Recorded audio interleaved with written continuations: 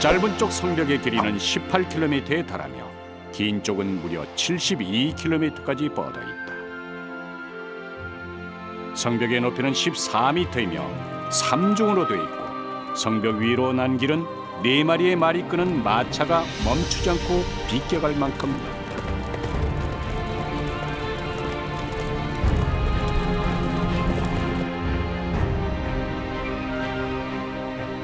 훗날 학자들의 연구 결과 당시 바빌론의 인구는 약 15만 명 정도였던 것으로 밝혀졌습니다.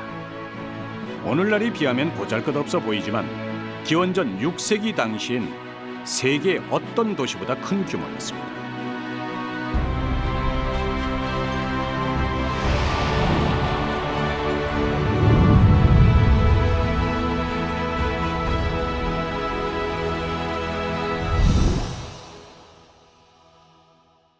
All of this seems to me to indicate that the Greeks, very few of whom visited Babylon, saw this as this enormous, fabulous city that was so different from what they were used to, that they described it in impossible terms. 이제 이곳에서 한때 위대했던 바빌론을 상상하기란 쉽지 않습니다. 그렇다면 연 강수량 100mm도 안 되는 이 황량한 사막 위에 어떻게 바빌론인들은 거대한 문명을 건설할 수 있었을까요? Irrigated fields produce crops that are richer than simply rain-fed fields. 메소포타미아, 그건 두 강 사이의 땅이라는 의미입니다. 실제로 이곳엔 티그리스와 유프라테스 강이 있고 두 강은 오늘날의 터키 북쪽 아나톨리아 고원으로부터 시작됩니다.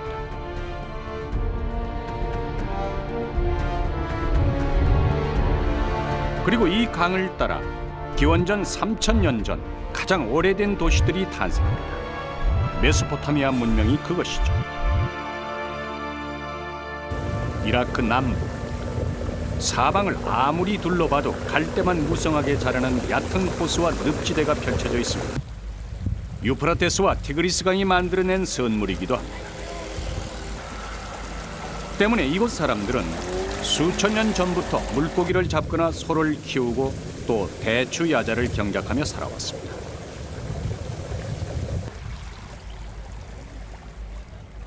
하지만 자연 환경에 적극적으로 대처하는 방법도 터득했습니다.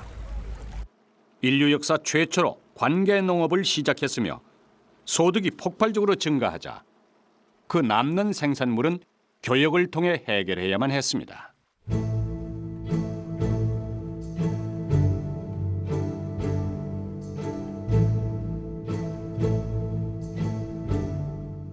In this area, a surplus was produced, a surplus of grain, through agriculture, through intensive agriculture. And where there's a surplus, the owners of the surplus have to store it and distribute it and look after it. And so people came to live together.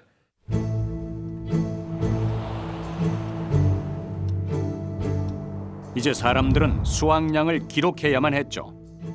기호가 생겨났고 드디어 문자가 탄생했습니다.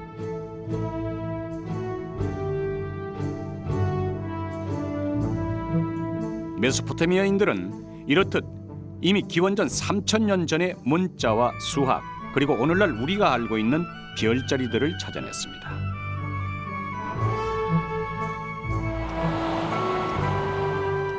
시계 60분 체계도 만들어냈고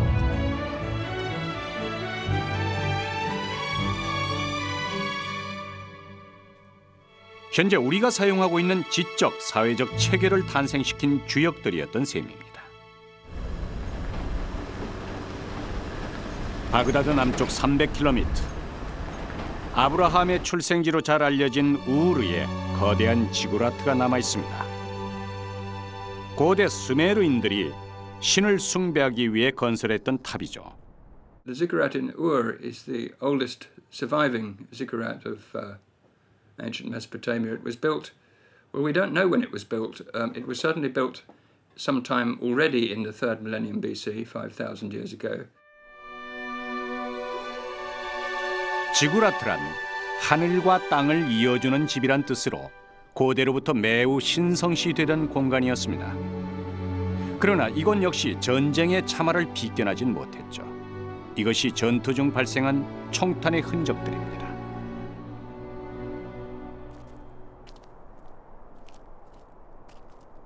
당시 제사장들도 이 계단을 통해 신에게 다가갔을 것입니다. But it is presumed to be a 3-stage tower with a high temple on the top, the sanctuary of the moon god. I think the dimensions of the lowest stage are, if you think of them in feet, well, about 60 meters by 45 meters.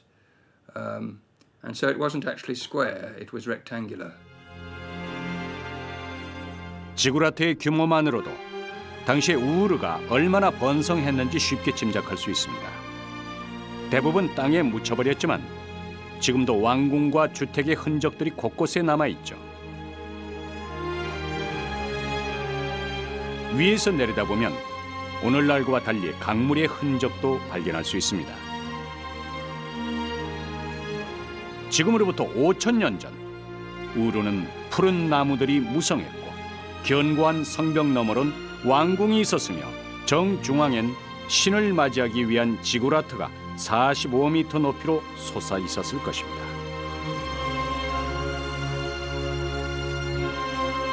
이처럼 우르는 지구라트를 중심으로 약 4,200가구, 35,000명이 살아가는 아름다운 도시국가였습니다. 기원전 1800년경 우르를 중심으로 번성했던 수메르 문명은 그러나 일대 전환기를 맞습니다. 수많은 사막 도시들을 제치고 보르시파가 가장 강력한 세력으로 떠올랐던 것입니다. 산성의 송곳처럼 우뚝 솟아있는 보르시파 지구라트. 하지만 자세히 살펴보면 이것은 산이 아니라 모두 흙벽돌로 쌓아 만든 거대한 지구라트라는 것을 알 수 있습니다. 단지 밑단이 모두 마모되고 중심부만 남아 있었던 것이죠.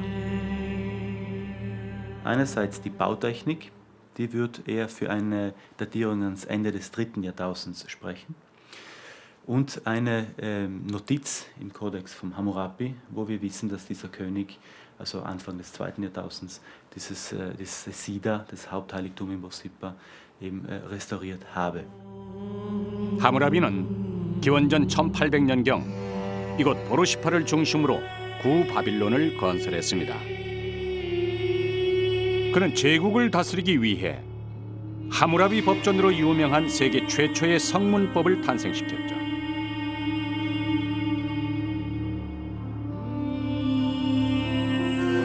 재임 당시 그는 강력한 중앙 집권 체제를 통해 바빌론을 서아시아 최대의 제국으로 완성해냅니다. 하지만 그의 사후 바빌론은 또다시 위기에 봉착하고 말죠. 이라크 전쟁 시 수많은 유물을 약탈당했다는 이라크 국립박물관. 육중한 철문을 열고 들어서자 이라크 전역에서 발굴된 고대 유물들이 복도를 따라 진열되어 있습니다.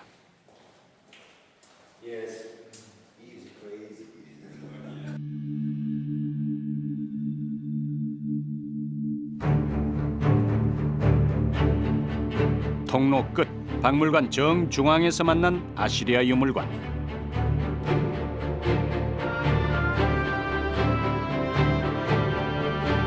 아시리아는 본디 기원전 3000년경 탄생한 나라였습니다. 하지만 하무라비에 의해 정복당한 뒤에 오랜 기간 숨죽여 살았죠. 그러다 기원전 14세기 중엽 다시 세력을 키운 그들은 구바빌론을 비롯한 메소포타미아 전역을 통일하게 이릅니다. 메소포타미아의 중심도시 바빌론은 아시리아인들에게 늘 경계의 대상일 수밖에 없었을 것입니다. One such king called Sennacherib at one point destroyed the entirety of the city, razing it to the ground, at least according to his own inscriptions. But very soon afterwards, his successor already started to rebuild the city because he was aware that without the city of Babylon, the culture of Mesopotamia could not exist. 아시리아는 니네베를 중심으로 성장을 거듭하여 하무라비가 건설했던 바빌론 전역은 물론 페르시아만에 이르는 광대한 제국을 건설합니다.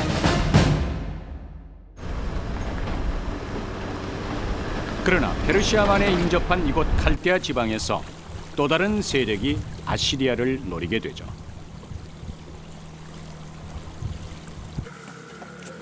흔히 칼데아인이라 불리는 이들은 기원전 수천 년 전부터 어업과 목축업, 농경을 하며 살아왔습니다. 이들은 다른 어떤 지역보다 풍요로움을 누릴 수 있었습니다. 유프라테스와 티그리스라는 두 강이 있었기 때문이죠. And they were on the fringes of Mesopotamia, towards the Indian Ocean, towards Iran. And they were not sort of wild people in the swamps. They were very highly educated, quite rich people, and they had cities in their own territory. 무엇보다 이들이 성장할 수 있었던 배경은 무역이었습니다. 유럽과 인도의 풍부한 물산들이 이곳에 들어왔고 부를 축적할 수 있었습니다. 그리하여 때를 기다렸던 이들에게 드디어 기회가 찾아왔습니다. 그 선두에 네부카드네자르 2세가 있었죠.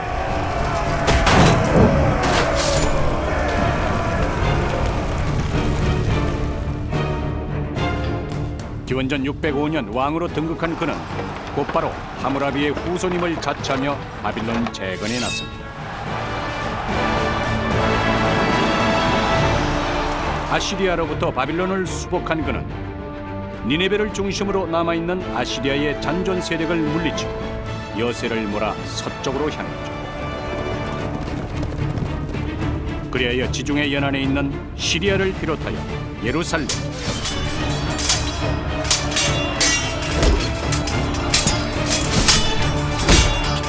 이집트의 일부까지 정복하게 이릅니다.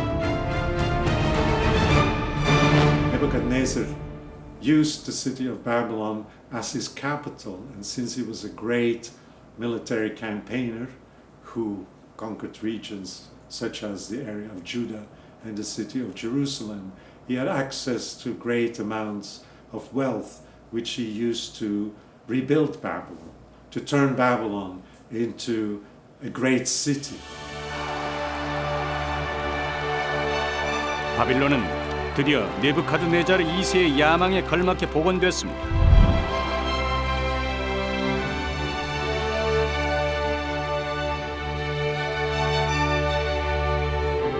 행렬의 길이라 불리는 이 진입로를 따라가면 높이 14m, 폭 50m의 이슈타르 문이 가로막았고 그 내부엔 온갖 수목으로 장식된 공중정원, 훗날 바벨탑이라 불리는 지구라트도 건설됐습니다. The size of Babylon was truly extraordinary for the ancient world. Its measurement was, if you take the outer walls, the triangular city into account, about 900 hectares in size. No ancient city of the Mediterranean world ever reached that size until we get to the city of Rome during the Roman Empire. The city wall was many kilometers long. Also the inner city, which is a rectangular city within this triangular city, is very remarkable in its size, something close to 2.5 kilometers by between 1.5 and 2 kilometers in size. So for the ancient world, it was truly regarded as the largest city on earth. 우리는 역사를 통해 제국을 건설하는 것보다 제국을 지키는 것이 더 어렵다는 사실을 알고 있습니다. 수없이 전쟁을 겪었던 바빌론인들도 그 사실을 누구보다 잘 알고 있었죠. 이것이 바빌론인들이 쌓았던 성벽, 지금은 반쯤 땅에 묻혀 있지만 실제로는 훨씬 높아 보였을 것입니다.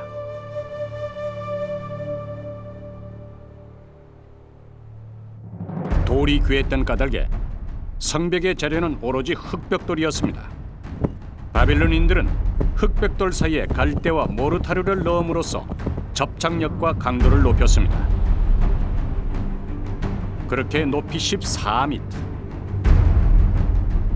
육중한 성벽은 도시 외부는 물론 왕궁과 신전이 있는 도시 중심부를 겹겹이 에워쌌습니다. 바빌론은 철옹성의 도시였죠.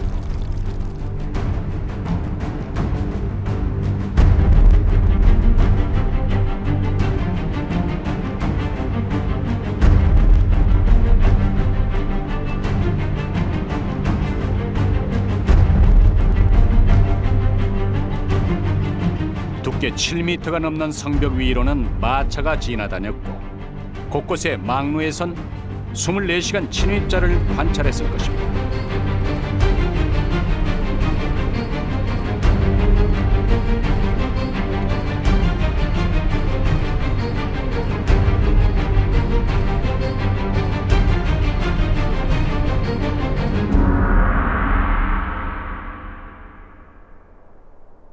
그러나 바빌론의 방어 시설은 그것만이 아니었습니다. 물길, 바로 해자였죠. 해자는 폭 10m, 깊이 3m 규모로 이미 건설된 성벽을 따라 이어졌습니다. 물이 귀한 사막의 도시에선 좀처럼 볼 수 없는 시설이었죠. The city of Babylon is located on one of the branches of the Euphrates River, and actually the river runs straight through the center of the inner rectangular city. But also within the city there are several canals that lead to the Euphrates River. These canals transect the city, actually divide the city up into several neighborhoods. 이 모든 것은 유프라테스라는 강이 있었기에 가능했습니다. 해자는 도시 외곽을 둘러싸을 뿐 아니라 도시 내부를 거미줄처럼 관통해 생활용수로도 활용됐습니다. 때문에 당시 이곳을 방문했던 외부인들에겐 바빌론이 마치 수상도시처럼 느껴졌을 것입니다.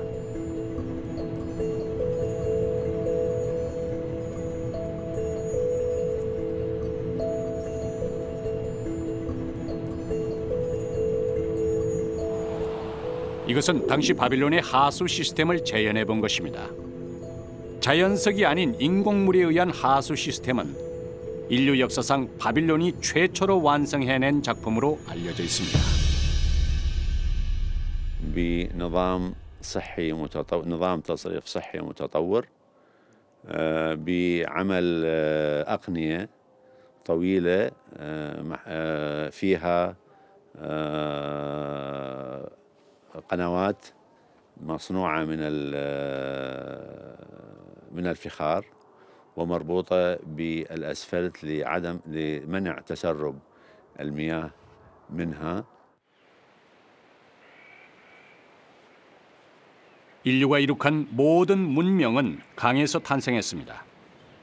강을 어떻게 다루냐에 따라서 진화의 성패가 걸렸던 것입니다. 바빌론도 예외가 아니었습니다. 지금은 물길이 달라졌지만 한때 유프라테스 강이 흘렀던 강가에 있는 이 벽돌 더미는 당시 바빌론인들이 세웠던 다리의 흔적입니다.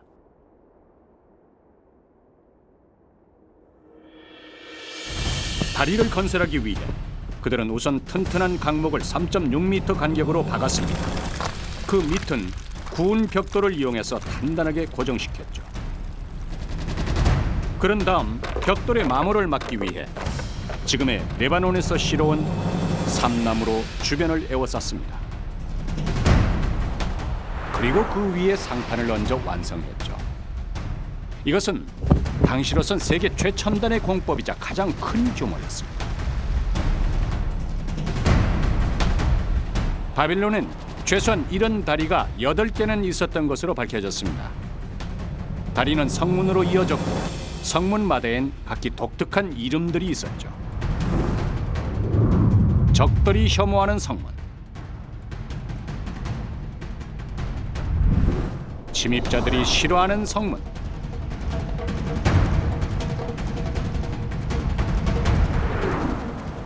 군인의 생명을 지켜주는 성문도 있었습니다.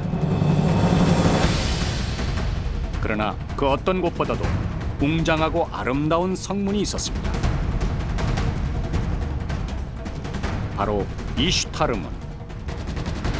전쟁의 신 이슈타르의 이름을 따 건설된 이 성문은 진입로의 넓이만 21m에 달하며 양쪽엔 14m 높이의 성벽이 서열하듯 에워싸고 있었습니다.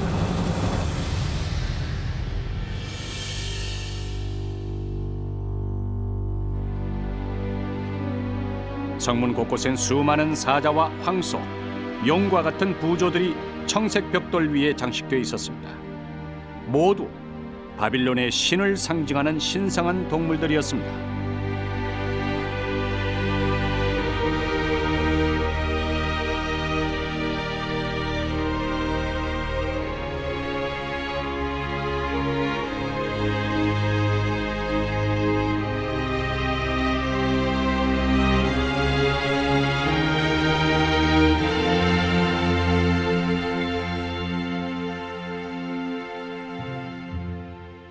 من ضمن هذه القطع رمز لإله مرذوخ. إله مرذوخ كان يعبد في مدينة بابل كرئيس الآلهة. هذا التنين يرمز إلى المرذوخ، له رأس تنين وكذلك ذيل أفعى، وكذلك الجلد حراشف الأفعى ومقالب الأسد، كلها يرمز إلى قوة الإله مرذوخ الذي كان يعبد في بابل، وهو كبير الآلهة عند البابليين. 만약 적이 이 성문을 통과했다면 가장 먼저 이 신성한 동물들을 거쳐야 했을 것입니다. 황소로 상징되는 날씨의 신 아다드와 바빌론의 주신이었던 마르둑의 상징인 용, 그리고 왕을 상징했던 사자. 이 모두는 적이 공포감을 극도로 느낄 수 있는 아주 효과적인 장치이기도 했죠. These images of lions, bull, and dragon were produced in yellow or in a golden color, glazed brick of golden color onto a background of blue. And one could imagine that, especially at night, only the golden animals would be visible. So walking at night over this road, one would feel surrounded by these images of the gods. 이슈타르문을 통과하면 3, 4층 높이의 주택들 사이로 도심을 관통하는 중앙 대로가 있었습니다. 그런데 이곳에서도 놀랄만한 사실이 밝혀졌죠. 대로에 깔린 검은 물질, 이것은 아스팔트였습니다. 놀라운 것은 또 있었죠. 왕궁 한쪽에 마련된 이 드넓은 공간. 연구 결과 이곳은 당시의 왕이 외국 사신들을 접견하는 아련실로 밝혀졌습니다. 여기에는 이미 그리스인들이 최초로 발명했다고 전해지는 아치 기술이 사용되고 있으며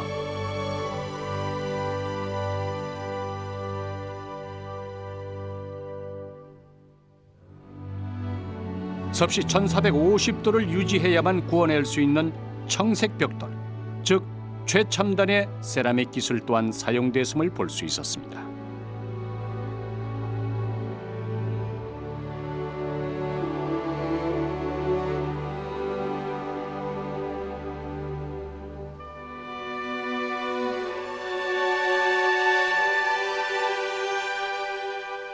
웅장하게 꾸며진 아련실은 훗날 이곳을 정복했던 알렉산더 대왕이 최후를 맞이한 곳으로도 유명합니다.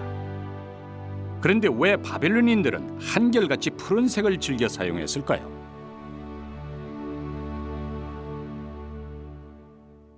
Was die Farbe betrifft. Also es fällt ja auf, dass die blaue Farbe dominant ist. Und das ist aber auch heute im Orient noch so, dass die Farbe Blau eine ganz besondere Rolle spielt. Und zwar eine schützende und abwehrende Rolle. 기원전 600년대 바벨론은 세계 최대의 도시였고 거주 인구만 15만 명에 달했습니다. 이런 기원전 300년대 로마의 인구가 채 10만 명이 안 됐다는 점에 견주면 놀라운 사실입니다. 유프라테스 강의 항구는 무역 선들로 넘쳐났습니다. 북방의 실크로드와 남방의 해상로를 따라 상인들이 몰려왔죠. Merchants went to these places, and there was by the second millennium, there was a lot of toing and froing between countries, and even by ship from. There's carnelian on every site you look at in Mesopotamia, and most of that comes from India. 이것이 입체 영상으로 복원해본 당시 바빌론 거리의 풍경입니다.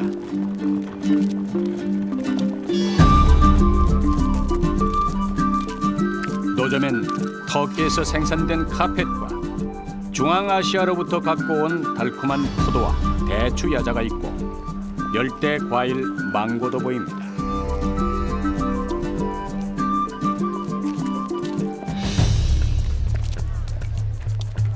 도자기와 향신료, 아프리카의 상아, 청금석 같은 수많은 물건이 이곳에서 만나고 이곳을 통해서 세상 곳곳에 흘러갔을 것입니다.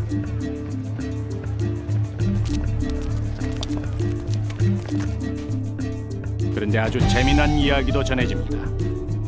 기원전 5세기 이곳을 방문했던 그리스의 학자 헤로도토스에 의해서입니다.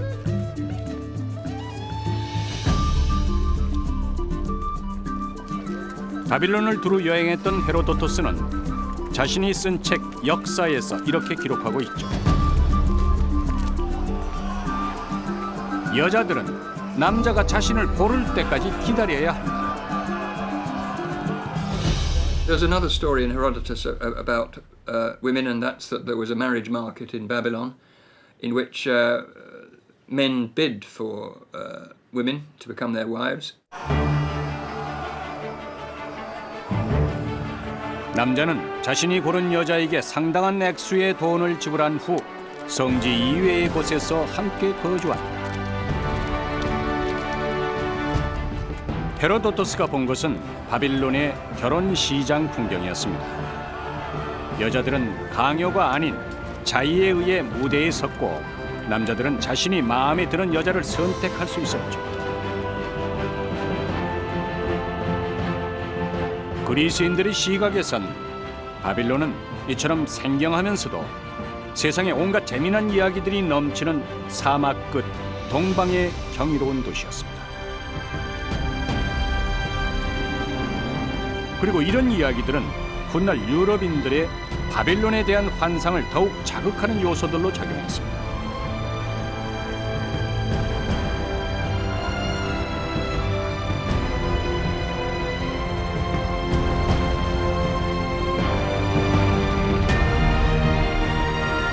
바빌론의 새해가 밝아옵니다. 기원전 3000년경 메소포타미아 문명이 시작된 이래 이날은 바빌론인들에게 있어 가장 중요하고도 성스러운 날입니다.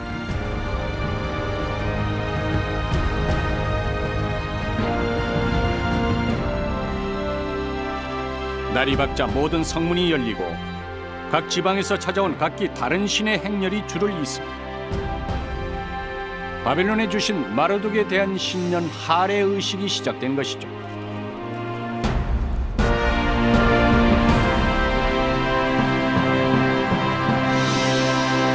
The New Year's festival in Babylon takes place according to the lunar calendar, on the first few days of the first month of the year.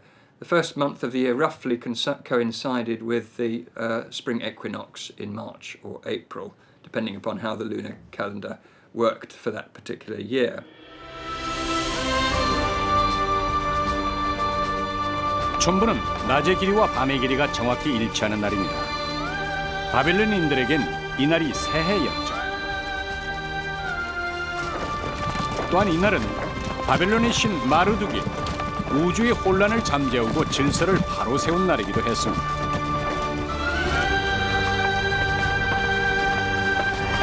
Essentially, the festival was a celebration of the defeat by the god of Babylon, Marduk, of his primordial enemy, the sea, whom he defeated at the beginning of time before he organized the universe into its present form.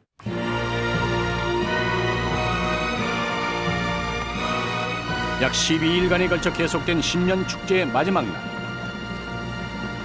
여러 지방의 신들을 태운 행렬이 바빌론의 중심지인 이곳 바벨탑에 모여듭니다.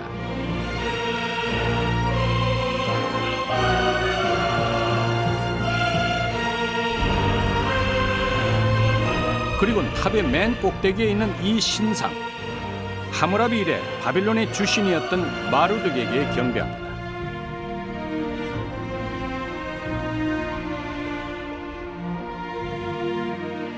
바빌론의 왕 역시 이날 마르둑을 통해 한 해 동안 행사할 모든 권력을 위임받게 되죠. 이렇듯 바빌론인들은 바빌론을 번성케 한 모든 힘의 근원은 신 마르둑이 부여한 것이고, 마르둑이 있는 한 바빌론의 영광은 영원히 계속될 것이라 믿었습니다.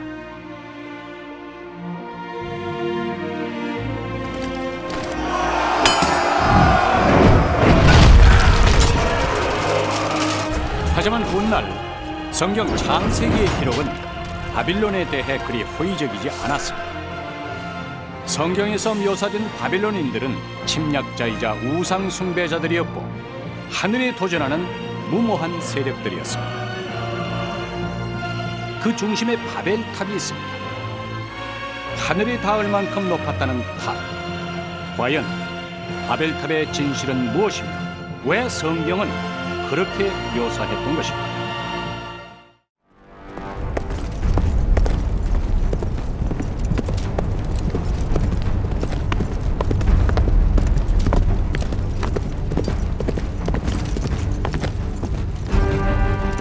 기원전 597년 3월 14일 아시아의 서부 지중해 연안 예루살렘, 갑자기 수만 명의 병사들이 들이닥쳤습니다.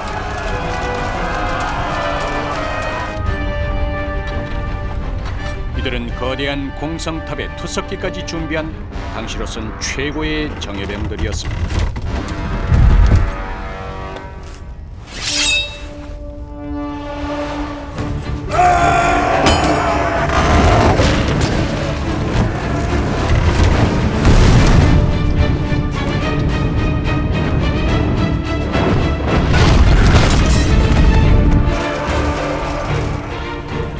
높이 12m의 성벽 위에서 예루살렘의 유대인 병사들은 극렬하게 저항했습니다.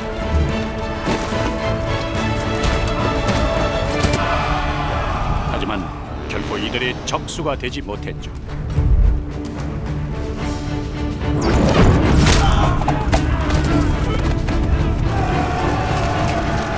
인구 9만의 예루살렘은 순식간에 잿더미로 변했고 유대인들의 성소인 솔로몬 성전도 파괴됐습니다.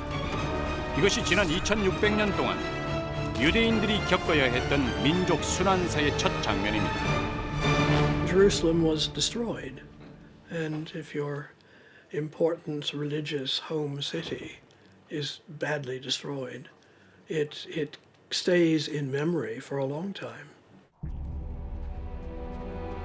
이른바 바벨론 유수, 전쟁에 패한 유대의 왕 여호아킴을 비롯해 수많은 귀족, 관료들이 바빌론으로 압송된 사건. 이때 포로들을 끌고 간 바빌론의 왕은 성경에 느부갓네살이란 이름으로 알려진 네부카드네자르 2세였고 수십일 후 유대인들은 그가 건설한 도시를 보고 눈을 의심했습니다.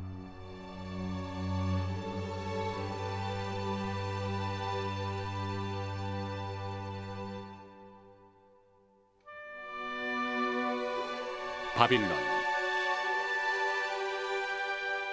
그곳은 풀 한 폭이 자랄 수 없는 사막 한가운데에 건설된 유대인들이 상상할 수도 없을 만큼 거대한 도시였습니다.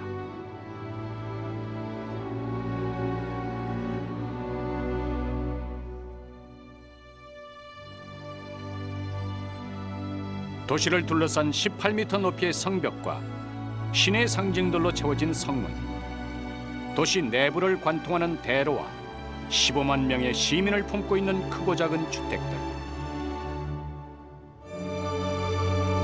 거기엔 믿을 수 없을 만큼 잘 조성된 정원도 있었고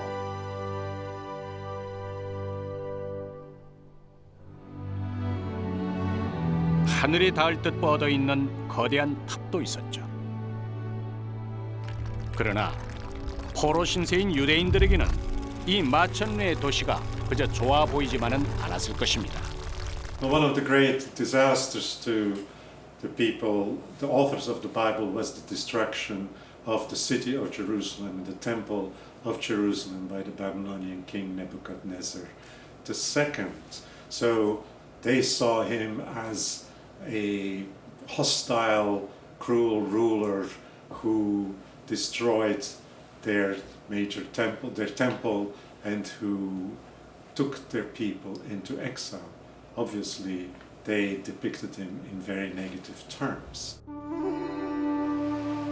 당시 유대인들은 바빌론을 어떻게 바라봤을까요?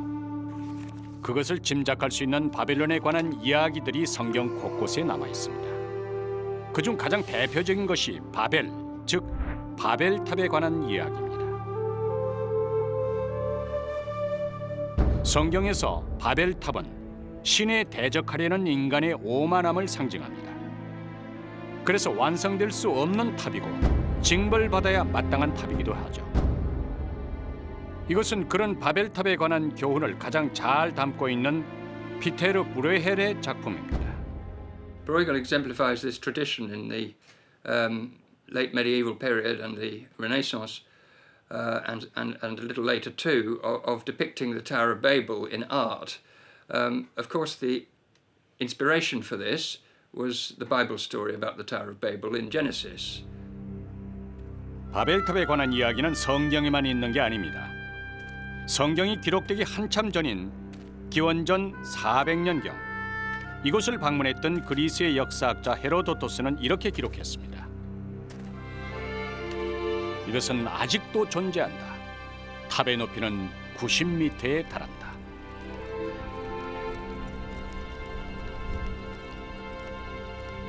바벨탑은 중세 유럽인들의 상상력을 자극했습니다.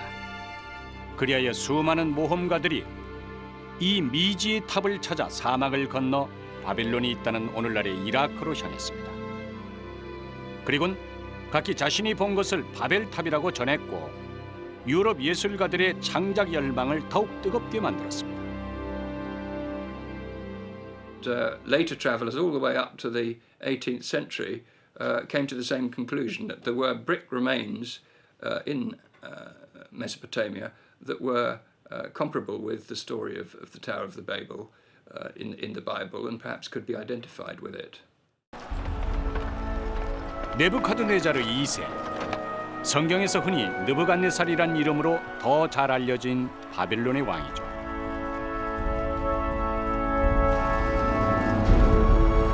그는 기원전 1800년경 바빌론을 세웠던 하무라비 대왕 사후, 근 1000년 동안 아시리아에 빼앗겼던 바빌론을 수복한 사람이자 대단한 건설 광이이기도 했습니다. 기원전 605년 바빌론은 드디어 네부카드네자르 2세의 등장과 함께 새로운 전성기를 맞습니다.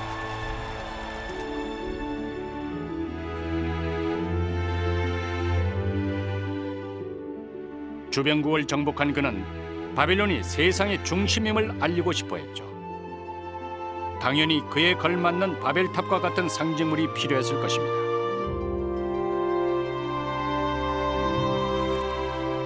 성경 창세기에 바벨탑 건설에 관한 중요한 단서가 있습니다. 자, 벽돌을 단단히 구워내자.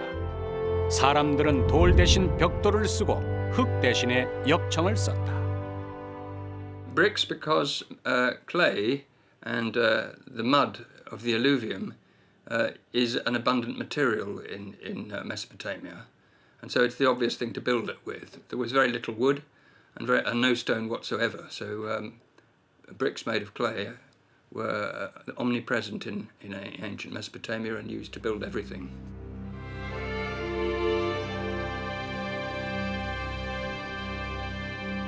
바빌론을 가로지르는 유프라테스 강. 고대의 모든 문명이 그렇듯 바벨론 역시 이 강이 있기에 가능했습니다.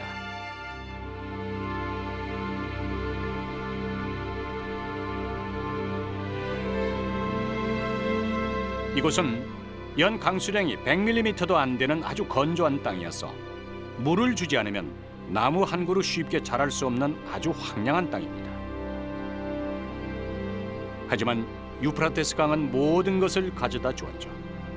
물을 제공했고 매년 엄청난 양의 토사를 몰고 와 땅을 기름지게 했으며 건축에 필요한 질 좋은 흙을 제공했습니다. 메소포타미아 문명이 남긴 거의 모든 건축물이 흙으로 되어 있는 이유도 거기에 있습니다.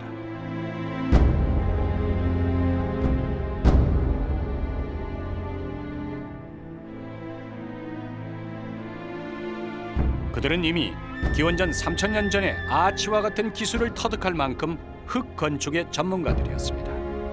하지만 바벨탑처럼 큰 규모의 탑을 짓자면 엄청난 재원이 필요했을 것입니다.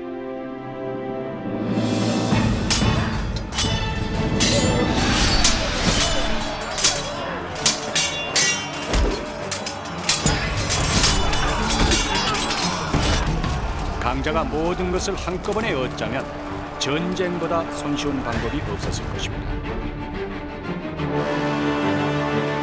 네부카드네자르 2세는 도시 건설과 함께 주변국에 대한 정복 전쟁을 계속했죠. 그리하여 전성기 시절인 기원전 600년대 초반 바벨론 영토는 북으로는 아르메니아, 남으로는 페르시아만, 서쪽으로는 시리아와 예루살렘을 지나 이집트에까지 이르렀습니다.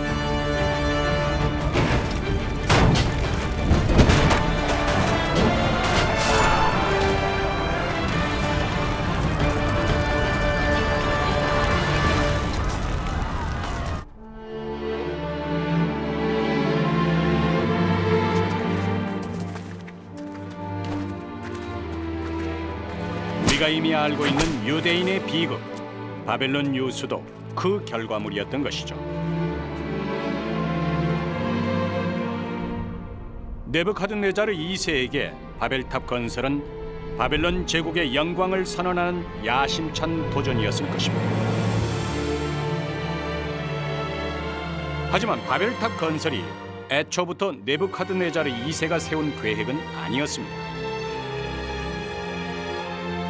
그의 아버지인 나보폴라사르 역시 바벨탑을 건설하고 싶어 했습니다. Nebuchadnezzar's inscriptions, which record how he built and finished the Temple Tower of Babylon, report that he was finishing work begun by his father, or at least work that was conducted by his father, Nabopolassar. And he goes so far as to say that Nabopolassar built the tower 30 cubits high, which is about 15 meters, and he himself, Nebuchadnezzar, built another 15 meters above that, and then the high temple on top. 실제로 고고학자들은 바벨탑의 터를 조사하는 과정에서 그 내부에 또 다른 탑의 흔적이 있다는 것을 확인했습니다. 가장 안쪽의 것은 한 면이 65m, 그 다음 것은 83m 규모에 달했죠. 하지만 모두 무너지자 훗날 나보폴라사르는 다시 91m로 확장, 탑을 건설하기로 합니다. 그러나 그는 단지 15m만을 올린 채 사망하고 말았죠. 그것은 대역사였고 최첨단의 기술이 동원됐을 것입니다. 건축은 가로 세로 30cm, 높이 8cm의 흙벽돌이 사용됐습니다.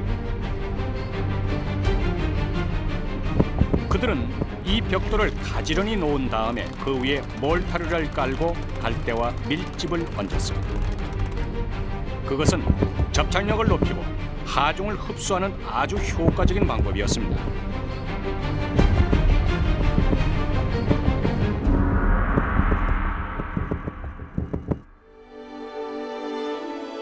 기원전 1500년경에 건설된 아칼쿠프 지구라트.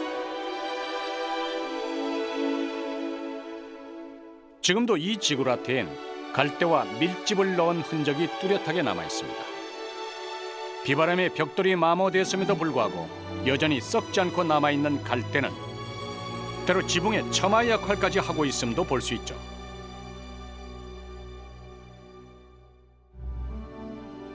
더 획기적인 건축 재료도 사용됐습니다.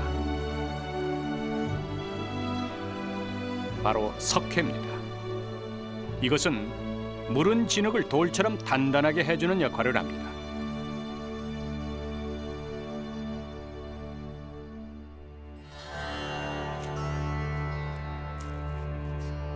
바빌론인들은 메소포타미아 문명 이래 수천 년 전부터 내려온 흙건축 기술을 고스란히 전수받은 최고의 전문가들이었던 것입니다.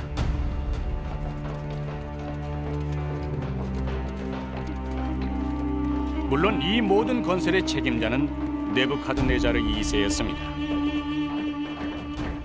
Various estimates have been made for the number of bricks used in the Temple Tower of Babylon, anywhere from 36 to 75 million. 벽돌을 굽는 매캐한 연기가 매일 바빌론의 하늘을 채웠을 것입니다.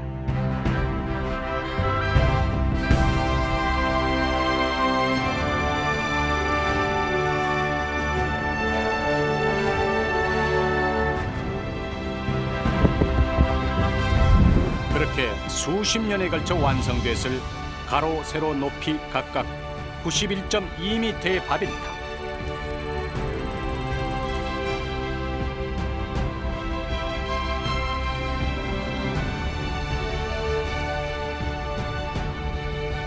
그러나 바벨탑이 갖고 있는 최고의 기술적 백미는 맨 꼭대기에 있는 이 푸른색의 영롱한 신전일 것입니다. 바빌론인들은 어떻게 그처럼 아름다운 푸른색을 만들어냈을까요? 당시 건축 방법을 기록해 건물 하단에 매장했던 이 점토판 기록을 통해 그 단서를 알 수 있습니다.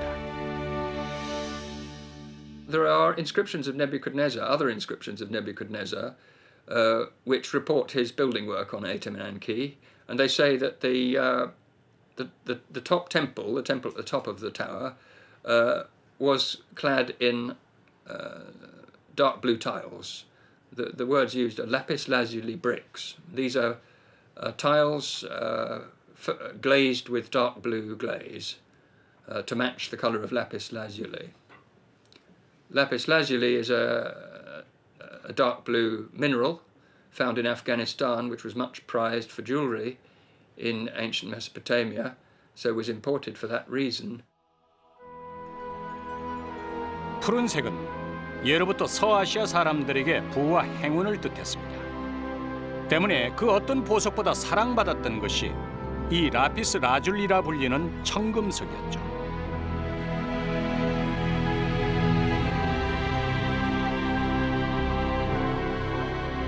하지만 너무 귀했기에 이 거대한 신전탑을 청금석만으로 치장하기엔 무리였을 것입니다. 그렇다고 바벨탑의 주인 마르둑이 거주하는 신전을 그저 평범하게 만들고 싶진 않았을 것입니다. 결국 그들은 또 하나의 놀랄만한 신기술을 통해서 이 문제를 해결해버립니다.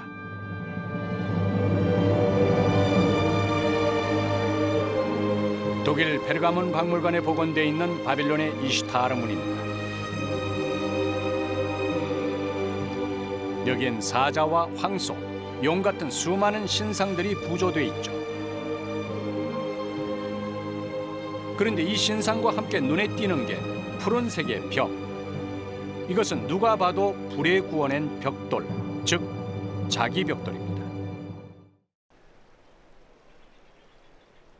요하임 마르찬 씨는 그 해법을 이라크의 풍부한 석유 자원에서 찾습니다.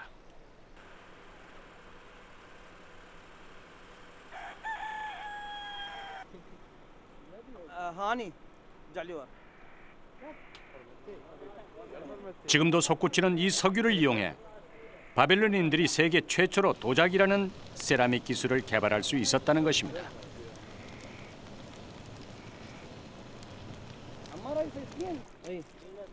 유정에서 얻은 것은 석유만은 아니었습니다.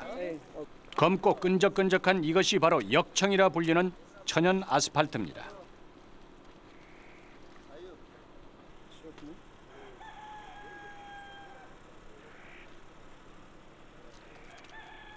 지금도 이곳 사람들은 역청을 채취해 아주 요긴하게 사용합니다.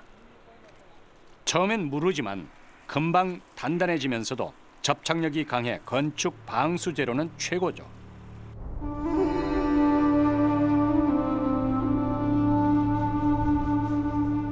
역청을 이용한 방수 처리의 역사는 사실 5,000년이 넘습니다. 기원전 3,000년 전에 건설됐다는 우르 지구라트의 하단엔 지금도 역청의 흔적이 선명하게 남아 있습니다.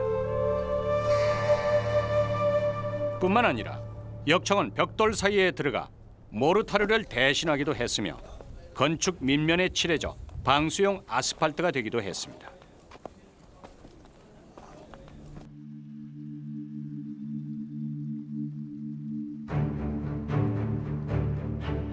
비록 사막 위의 도시였지만 바벨론도 홍수로부터 안전하진 못했습니다.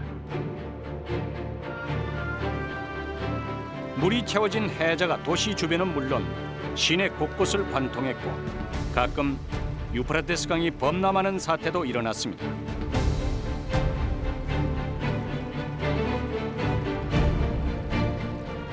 홍수가 나면 아무리 단단한 흙 건물도 방해낼 재간이 없죠. 하지만 바벨론인들은 이 문제를 역청으로 간단히 해결해냈을 것입니다.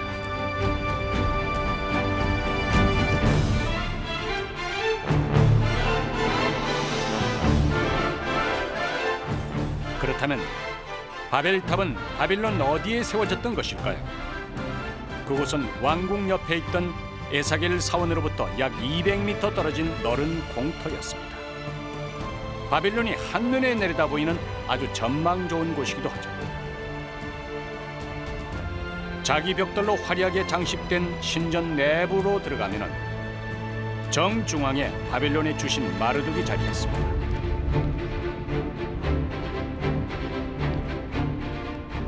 바빌론인들은 마르둑이 살아있는 신이라 믿었기에 한쪽에 침실까지 마련해 두었죠.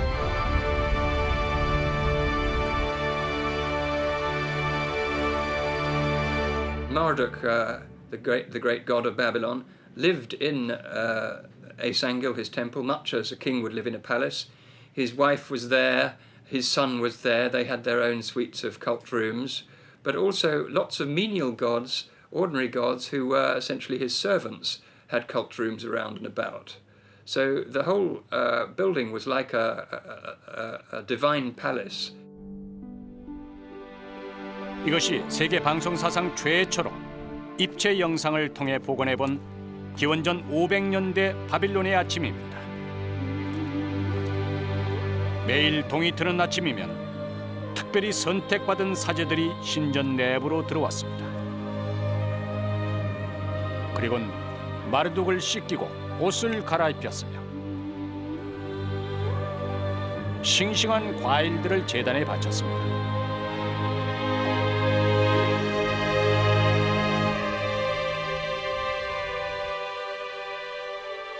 기록에 의하면 심지어 마르둑에겐 아들이 있었고 매일 밤 정결함을 인정받은 여인이 그와 동침했다는 이야기까지 전합니다.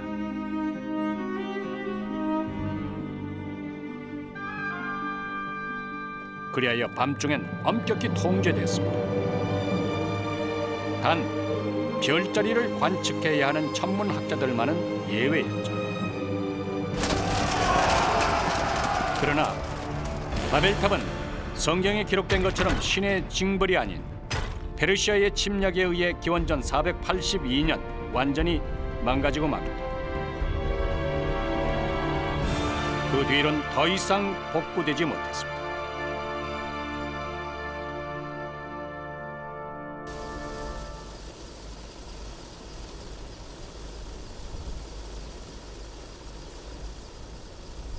그렇게 사막의 모래바람에 묻혀버린 지 2500년.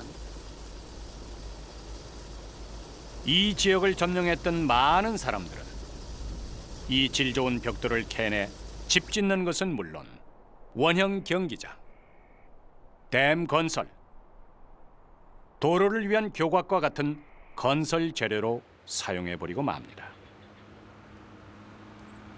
그것이 바벨탑의 마지막 운명이었습니다.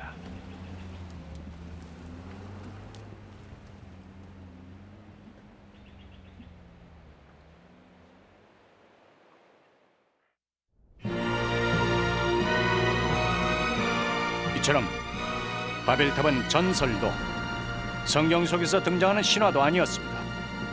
엄연히 실제했던 역사였습니다. 이 모든 것을 완성한 사람은 느부갓네살로 알려진 네부카드네자르 2세였습니다.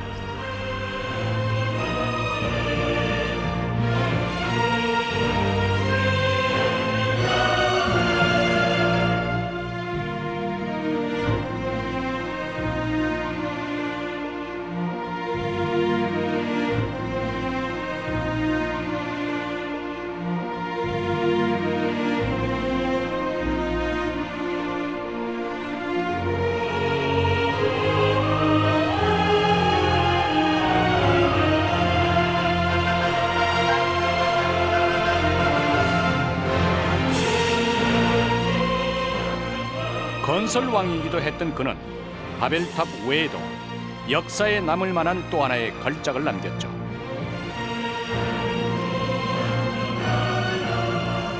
훗날 그리스인들이 세계 8대 불가사의로 불렀던 이 건축물, 바로 공중정원입니다.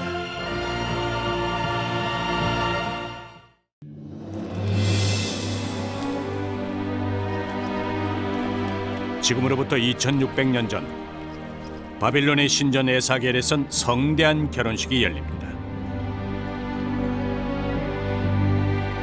주인공은 바빌론의 젊은 왕 네부카드네자르 2세와 동북쪽 메디아 왕국에서 온 아미티스 공주였죠.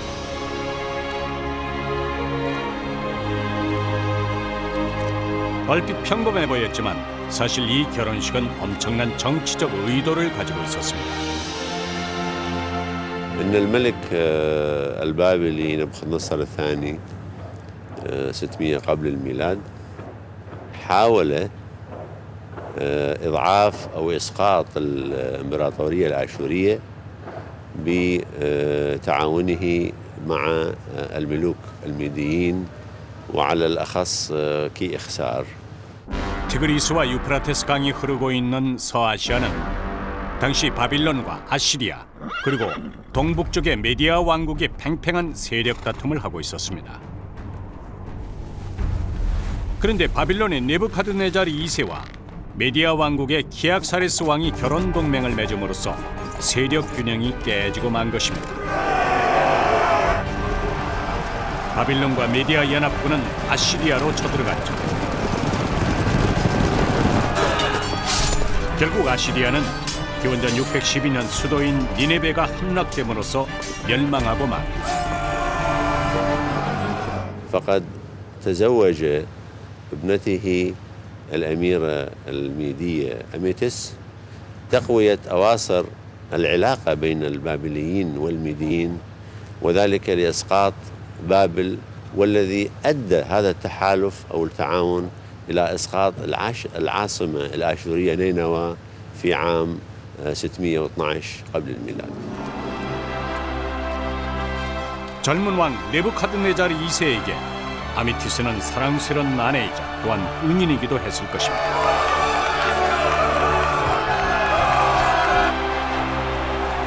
그리하여 네부카드네자르 2세는 세상에서 누구도 가질 수 없고 그 어떤 것보다도 아름다운 선물을 아미티스에게 주기로 했죠. 이것이 바로 그 유명한 공중정원입니다. 공중정원은 얼마나 아름다웠을까요?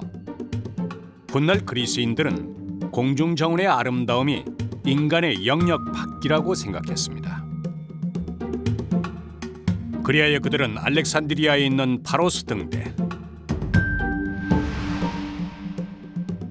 올림피아의 제우스상,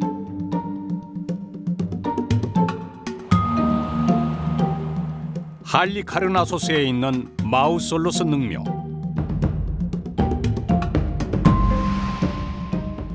이집트 쿠프 왕의 피라미드, 그리고 에페소스의 아르테미스 신전, 로도스의 크로이소스 대거상과 함께 바빌론에 있는 공중정원을 세계 7대 불가 사이로 꼽는 데 주저하지 않았습니다. 온통 향기로 가득했다. 포도나무처럼 주렁주렁 열린 석류나무는 잔잔한 미풍의 향기를 실어보내고 있습니다. 폭포수에서 튀는 물방울은 마치 하늘의 비율처럼 반짝였다. 공중정원엔 엄청난 양의 물이 필요했을 것입니다. 때문에 유프라테스 강과 인접한 곳이 아니면 불가능하다는 주장이 설득력을 얻고 있습니다. مبررا ذلك بأن وجوده أو عثوره على جدران عريضة جدا ممكن أن ترفع الجنان المعلقة ووقوعها المباشر على نهر الفرات الذي يؤمن سقي المزروعات من نهر الفرات مباشرة أي من مكان مصدر مائي قريب لهذا المكان.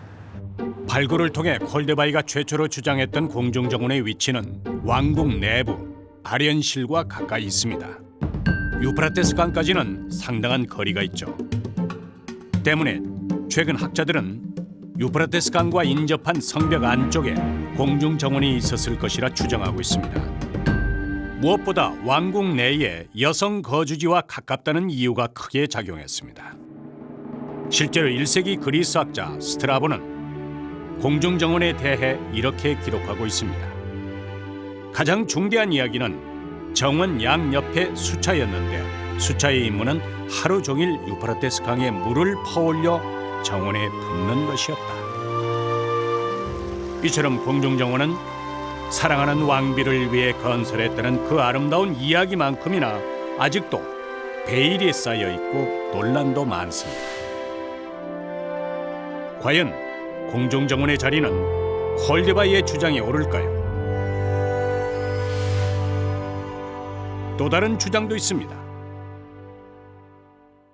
There was another suggestion for where to put the garden, relying on the fact that it was said to be beside the river Euphrates.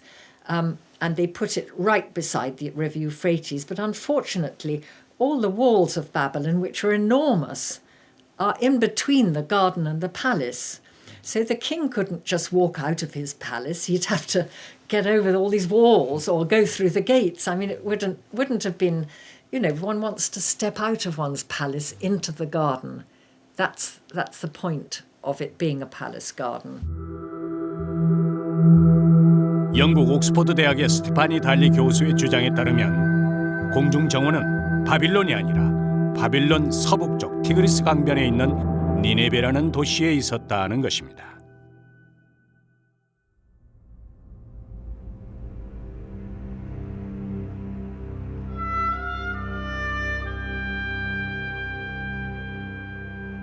니네베는 실로 웅대한 도시였습니다. 고대 오리엔트에 최초로 세계 제국을 세운 아시리아의 수도이기도 했죠.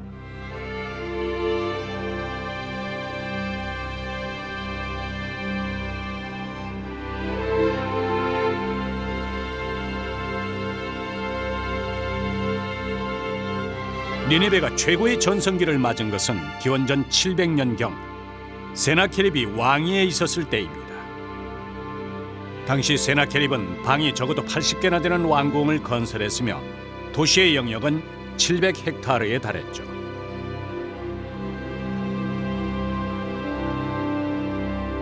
학자들은 훗날 그리스 사람들이 니네베를 바빌론으로 착각했을 가능성에 주목하고 있습니다. 바빌론은 신에게 향하는 문이라는 뜻을 갖고 있는데 니네베인 신의 이름을 딴 성문들이 많았다는 것입니다. And when Sennacherib did some rebuilding in Nineveh, he changed the names or added new names to the gates, which were the names of the gods and goddesses. So it was easy to consider Nineveh as another Babylon. 아시리아의 수도 니네베를 관통하고 있는 티그리스강. 강 주변엔 지금도 희미하게나마 옛 아시리아의 유적들이 평온의 황량함을 지키고 있습니다. 세나케립에 이어 기원전 7세기 말 왕위에 등극한 아슈르바니팔 왕은 아시리아의 새로운 전성기를 가져다 줍니다. 그는 왕궁을 건설하고 세계 최초의 도서관을 설립한 다음 온 나라 안에 있는 당시의 고대 문헌들을 모아 베껴 쓰도록 지시했습니다. 이처럼 국가 권력이 안정되자 지배자들은 전쟁보다 문화적 향유를 위해 보다 많은 시간을 보내게 됩니다.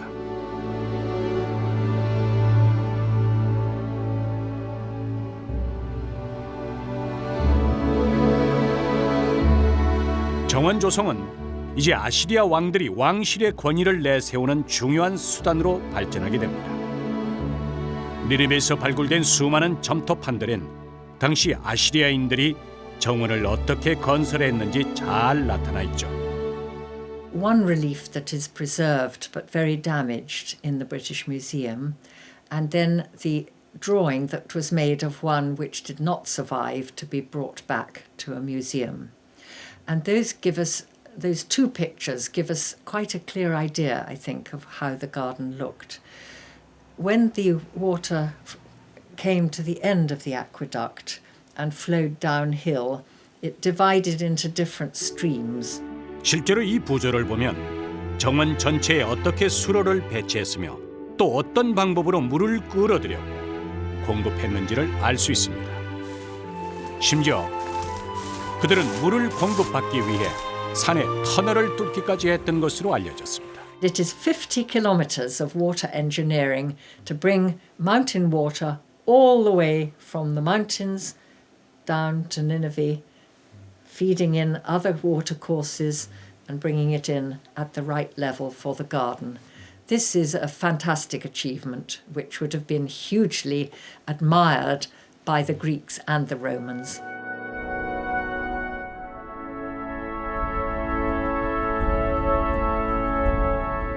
니네베에서 40km 떨어진 자루 안에 지금도 세나케립 왕 때 건설한 수로의 흔적이 남아 있습니다. 세나케립은 이런 수로를 18개나 건설했는데 그 먼 거리를 방수와 수평을 유지하며 물을 끌어오는 일은 결코 쉬운 일이 아니었습니다.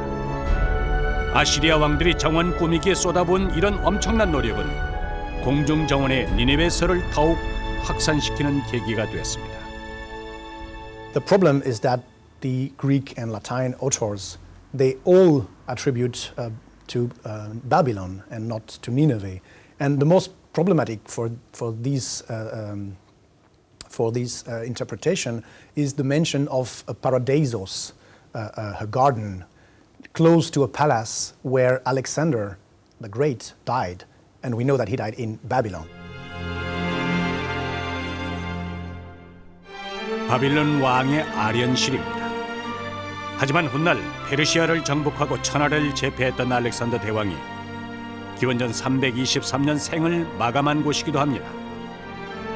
훗날의 역사가들은 그가 죽은 궁전 근처에 파라데이소스라 불린 정원이 있었다고 기록했습니다.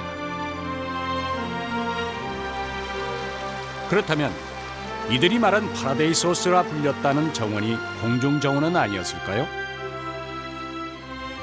기원전 6세기 바빌론은 최고의 전성기를 구가하고 있었습니다.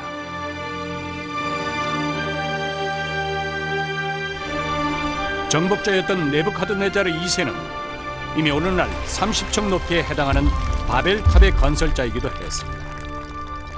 때문에 결심한다면 공중정원은 얼마든지 건설이 가능했을 것입니다.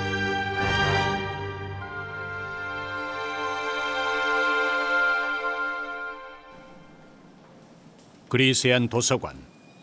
우리는 이곳에서 공중정원에 대한 단서를 제공해 줄 또 한 명의 그리스 학자를 만날 수 있었습니다. 그의 이름은 디오도로스. 시실리 태생의 역사가였던 디오도로스는 세계 역사에 대한 여러 권의 저수를 남겼는데 특히 제2권에서 바빌론의 공중정원을 다루고 있습니다. 정원의 길이는 각 방향으로 123m이다. 진입로는 언덕과 같이 경사지였고 계단식으로 올라가는 구조였다. 전체적인 모습은 노천극장을 연상시켰다.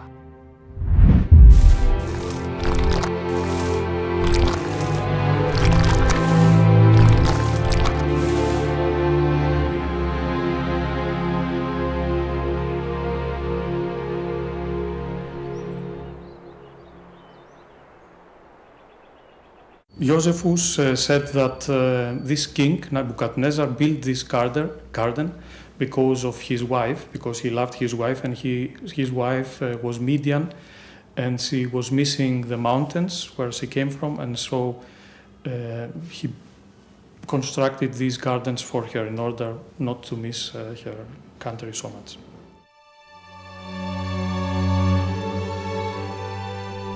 사막 한가운데로 시집온 아미티스는 외로웠을 것입니다. 그는 심한 향수병을 앓기 시작했고 고향의 높은 산과 계곡, 맑은 물과 푸른 나무들이 무성한 풍경을 몹시도 그리워했습니다. 네부카드네자르 2세는 그런 아내 아미티스를 위해서 뭔가를 하지 않으면 안 됐죠. و این از این مناظر خاطره داشته و این باعث می شده که دلتنگ بشه برای کشورش و برای وطنش. 결국 네부카드네자르 2세는 아내가 그리워하는 고향 풍경을 옮겨주기로 했습니다. 물론 바빌론의 건설자들은 사상 최고의 정원을 건설하는 데 충분한 기술을 갖고 있었죠. 무겁고 높은 건축물을 짓기 위해 가장 먼저 그에 걸맞는 기반 공사가 필요했고 건설자들은 충분한 깊이까지 모래를 파내야만 했습니다.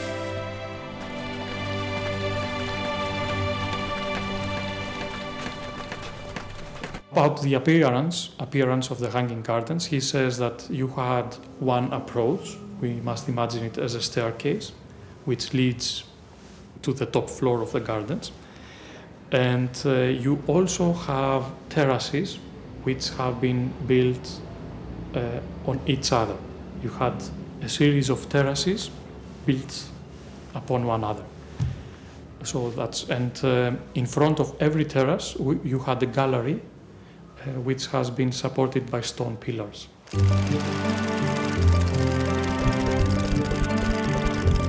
기반 공사가 끝이 나자 기술자들은 먼저 지름 1m, 높이 5m인 아치형 기둥들을 폭 123m의 면적 위에 빼곡하게 세웠습니다.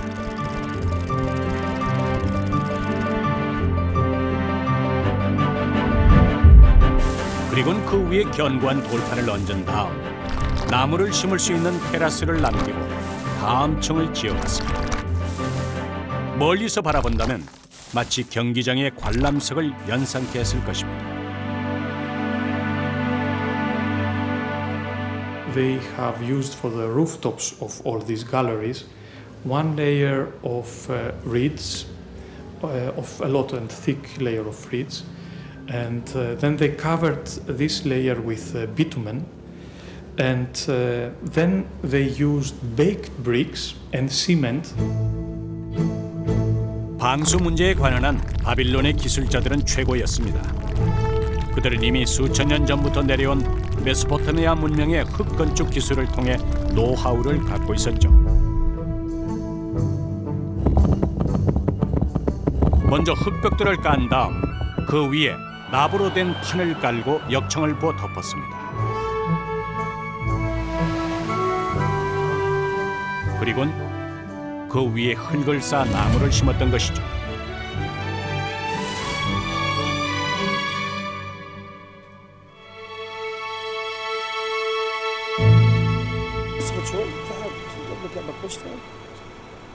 실제로 바그다드 서쪽 히트 지역엔 지금도 수천 년 전 방식 그대로 역청을 채취하는 곳이 있습니다.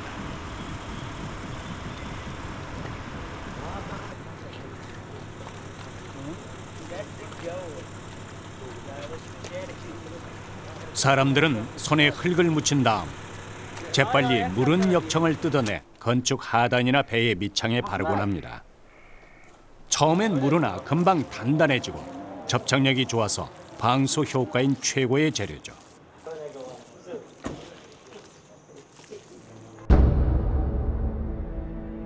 그렇다면 어떤 나무들이 심어졌을까요? 왕비의 향수병을 치료하고자 했으므로 당연히 왕비의 고향에 있는 꽃과 나무를 옮겨오고자 했을 것입니다. 그곳은 바빌론으로부터 동북쪽으로 500km 떨어진 엑바타나였죠.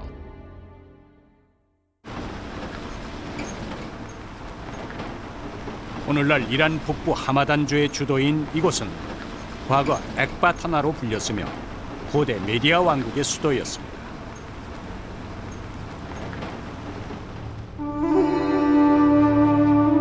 해발 4,000m에 달하는 자그로스 산맥 중 1,800m 고원에 위치하고 있어 서늘하고 강수량이 많은 곳입니다. 주로 농경과 목축을 통해 살고 있었던 메디아인들은 점차 북방을 잇는 무역로를 장악해가면서 부를 축적했고 이곳에 거대한 궁전과 정원을 건설했죠. 그리하여 기원전 549년 페르시아의 키루스 대왕에게 멸망될 때까지 엑바타나는 약 100여 년간 최고의 전성기를 구가했습니다.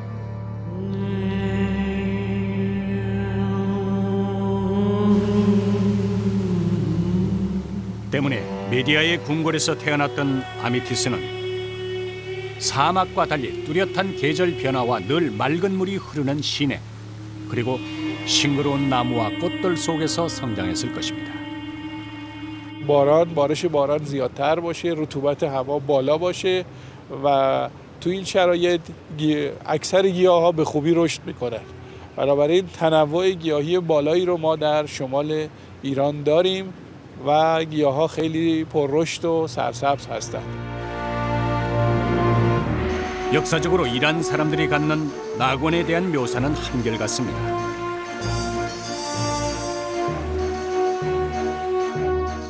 천국은 푸른 녹지로 돼 있고 아름다운 꽃과 열매가 가득하다.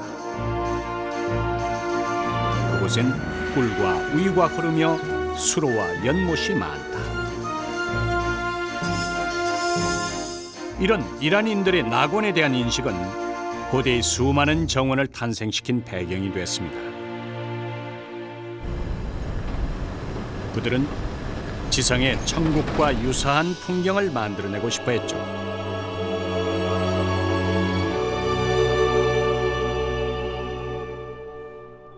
파사르가데, 지금은 불모지와 다름없으나 한때 이곳은 페르시아 제국의 첫 수도였습니다.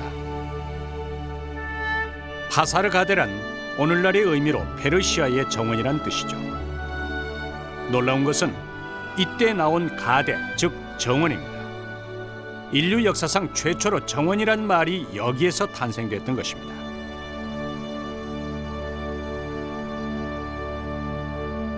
یعنی اون چیزی، اون تصوری که ما راجع به باغ معلق بابل داریم توی همین تصویرهای خیالی که نقاشا اولین بار در قرن 17 میلادی 16 میلادی کشیدن، در این تصویرها ما شبیهش رو اصلا اثر تاریخیش رو در پاسارگاد و بعد در تخت جمشید داریم.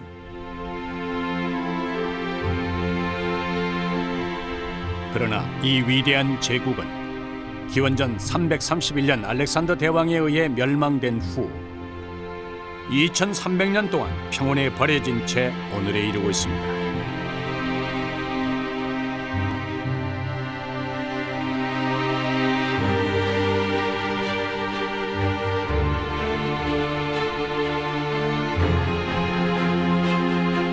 과연 이들은 어떤 정원을 건설했기에 훗날 유럽 정원의 모델이 됐을까요?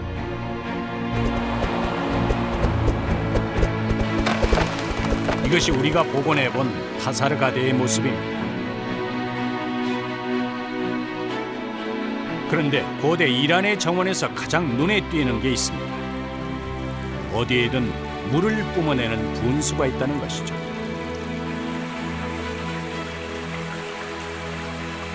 آبنماهای کاخ پاسارگاد یک کانال‌ها و حوض‌های مربع شکلی هست که به عنوان یک منظره سازی آب رو میاد در تمام باغ میچرخونه و اون نقش مقدسش رو ایجاد میکنه.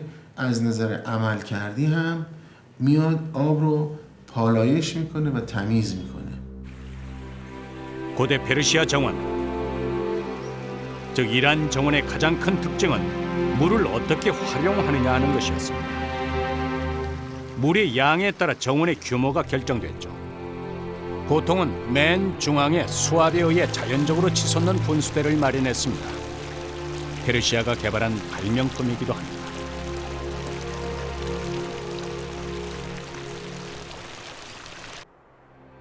정원 곳곳에는 꽃을 비롯해 석류, 호두, 감, 귤 등을 심었는데 이런 식물들 역시 수로의 방향에 따라 구역이 정해졌습니다.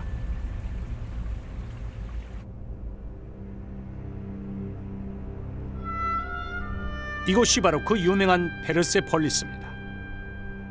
고대 페르시아의 모든 영광과 예술이 하나로 모여 보석처럼 남아있는 곳이기도 합니다.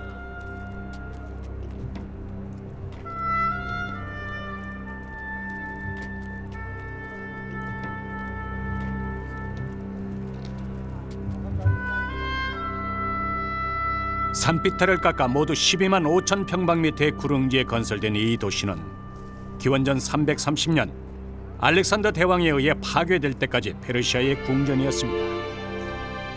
그런데 학자들은 유적지 조사 과정에서 이 건축물 곳곳에 테라스, 즉 정원이 존재했음을 알게 됐죠. و اونجا تراس هایی وجود داره که فرم تراس کاملا روشن میکنه مثل تراس تخت جمشید که بعداً از این الهام گرفته شد.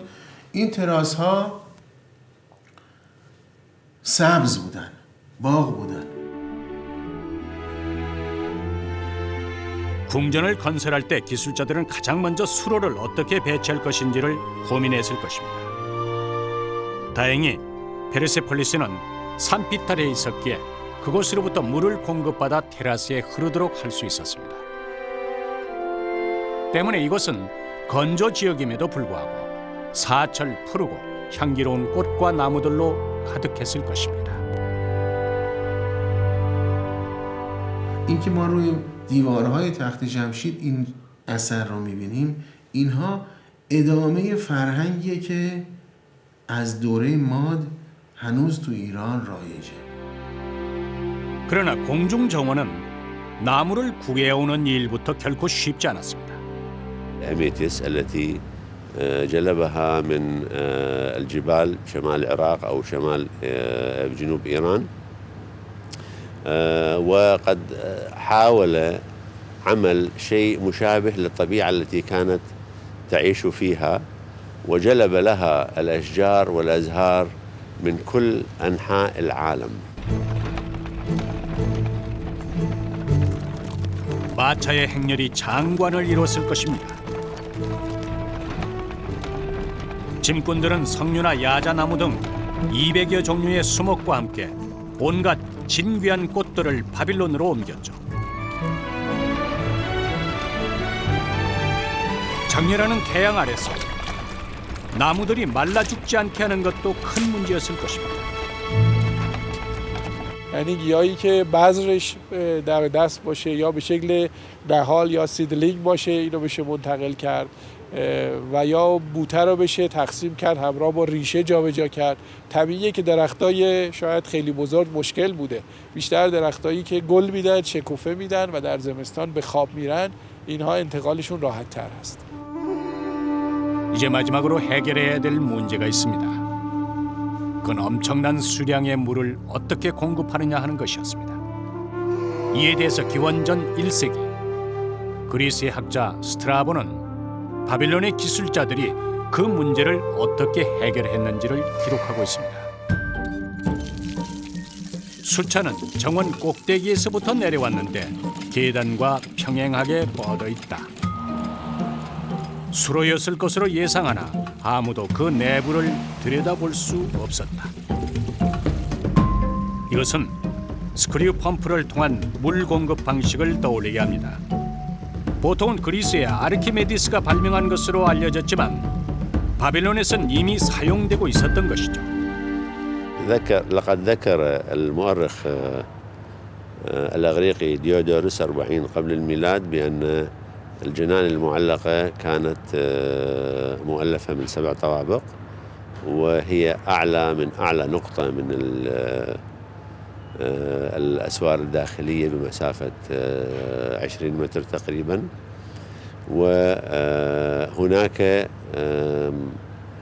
ثقب يخترقها من الأعلى إلى الأسفل، وهناك مجموعة من الأدوات والآلات تشتغل داخل هذا الثقب لرفع الماء إلى الاستيجات أو إلى مناطق إرواء الجنان المعلقة. 이처럼 공중정원은 단지 하나의 정원이 아니었습니다. 그것은 네부카드네자르 2세의 왕비 아메티스에 대한 지극한 사랑과 방수 문제, 나무 운반, 수로의 배치, 물을 끌어올리는 방법 등 바빌론인들이 메소포타미아 문명 이래 쌓아온 모든 지적 역량이 총결집된 예술 작품이었던 것입니다. 폭포처럼 떨어진 물은 혈관처럼 복잡하게 얽힌 수로를 따라서 정원 곳곳에 생명력을 불어넣었습니다.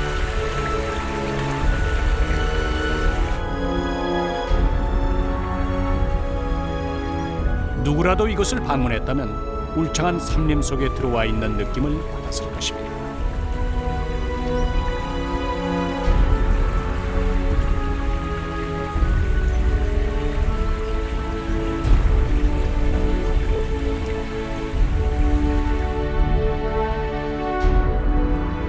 하지만 더욱 놀라운 것은 외부가 아닌 내부에 있었습니다. 기록에 의하면 공중정원 내부엔 100여 개가 넘는 크고 작은 방들이 있었으며 그 방들의 중앙엔 넓은 광장이 있었다고 전합니다.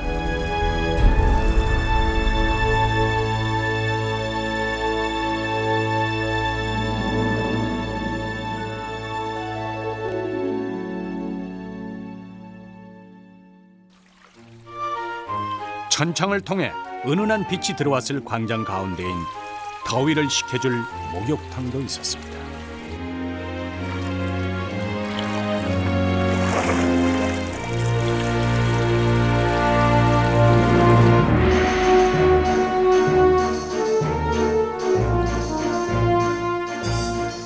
공중정원은 기원전 6세기 바빌론이라는 사막 한가운데 세워진 가장 완벽한 파라다이스. 아메티스가 꿈꾸고 바벨론인들이 완성해낸 지상 최고의 낙원이었던 것입니다.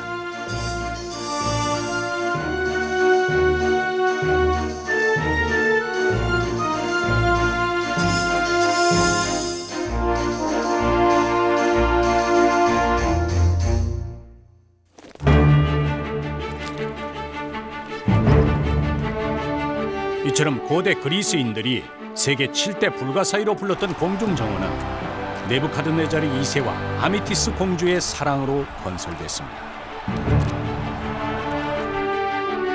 먼 북방에 있는 산악국가에서 사막 한가운데로 시집온 아메티스가 향수병에 걸리자 네부카드네자르 2세는 슬픔에 휩싸였습니다. 네부카드네자르 2세는 그녀가 그리워하는 고향의 풍경을 고스란히 그녀 곁에 옮겨줌으로써 아내인 아미티스를 위로해주고 싶었죠.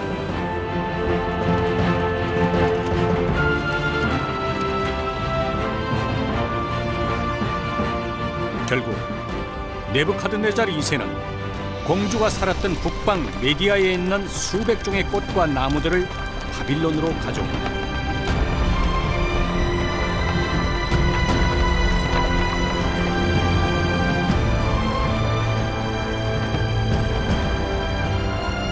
그리하여 바빌론의 불가사의한 건축물 공중정원이 탄생했던 것입니다.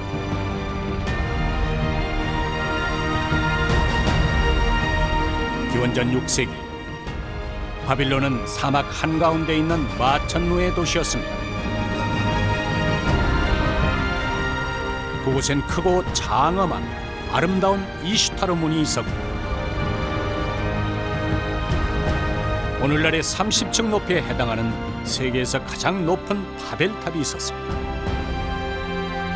이 밖에도 에사겔 신전과 공중정원이 바빌론의 스카이라인을 형성했습니다. 바빌론의 영광은 영원할 것만 같았습니다.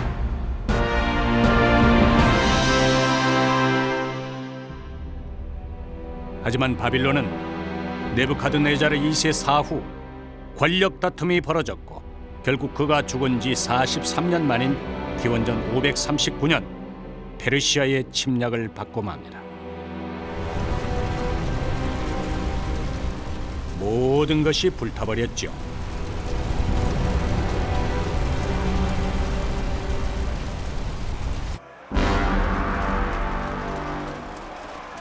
바빌론의 상징이었던 바벨탑도 예외일 수 없었습니다.